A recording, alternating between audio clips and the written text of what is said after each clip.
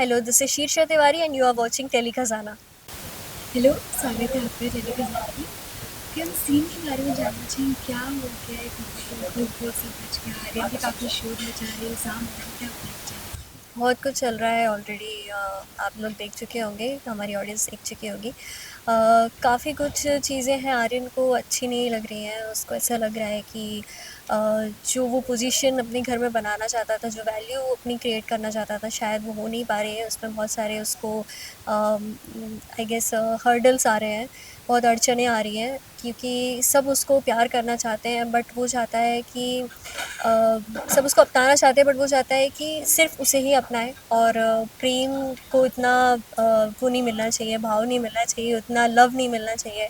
प्रेम दूर रहे घर से तो उसको ऐसा लगता है कि उसके लिए अच्छा है, तो वो इसलिए कुछ ऐसी हरकतें करता है, कुछ ना कुछ तरीक़ों से फैमिली को मैनिपुलेट करने की कोशिश कर रहा है कि सब बस उसके बारे में सोचें कि वो कितना हर्ट है, उसको कितनी तकलीफ़ हुई है। But at the same time it's not like कि किसी और को कुछ तकलीफ़ नहीं हुई है। पापा का एक्सीडेंट हो गया है, ख्याति माँ घर पे नहीं है, ख्याति माँ को खुद इतना दुःख है।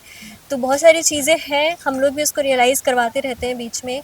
राही भी उसको समझाती है, मैंने भी समझाया सीन में कि आर्यन, इट्स नॉट लाइक कि तुम ऑब्वियसली तुम्हारे साथ गलत हुआ है, बट हमारी भी, मेरे और प्रेम की माँ भी नहीं है। At least you have your mother with you, with your self, कि वो तुम्हारे आसपास है, तुम उनसे बात कर सकते हो, चीज़ें कर सकते हो। बट हमारे पास तो हमारी गायत्री माँ नहीं है।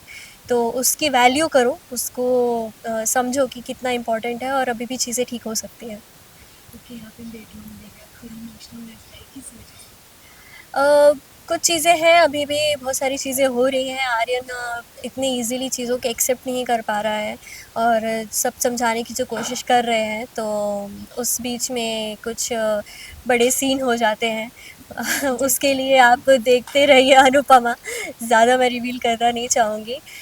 काफ़ी चीज़ें मेजर हो रही हैं, मतलब कहा-सुनी एक दूसरे से बातों में लड़ जाते हैं प्रेम और क्या कहते हैं, आर्यन। वो दोनों एक दूसरे से बातों-बातों में लड़ जाते हैं, तो एक दूसरे को समझाने की कोशिश कर रहे हैं कि नहीं भाई, ये भी है, मम्मी का भी ध्यान रखना है, पापा का भी ध्यान रखना है।